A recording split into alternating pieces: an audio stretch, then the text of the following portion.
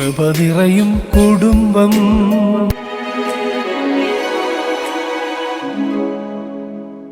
പിതാവിൻ്റെയും പുത്രൻ്റെയും ജീവനുള്ള പരിശുദ്ധ റൂഹായുടെ തിരുനാമത്തിൽ ആമേൻ.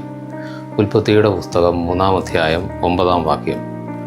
ദൈവമായ കർത്താവ് മനുഷ്യനെ വിളിച്ചു, അവനോട് ചോദിച്ചു, നീ എവിടെയാണ്?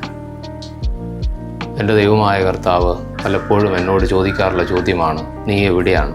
എനിക്ക് ഉത്തരങ്ങൾ അനേകമുണ്ട്. ഞാൻ ജോലി ചെയ്യുകയാണ്, ഞാൻ പഠിക്കുകയാണ്, അസുഖമായി ഞാൻ ആശുപത്രിയിലാണ്, എനിക്ക് ധാരാളം തിരക്കുകളുണ്ട്.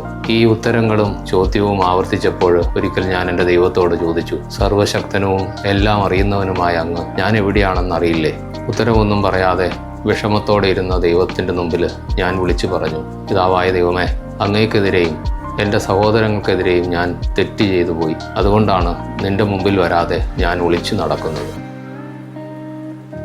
പിതാവായ ദൈവമേ, എൻ്റെ എല്ലാ പാപങ്ങളും ഏറ്റുപറയാനും അനുതപിച്ച് നിൻ്റെ സ്നേഹത്തിലേക്ക് തിരിച്ചു വരാനും എന്നെ സഹായിക്കണമേ. കൃപ നിറയും കുടുംബം.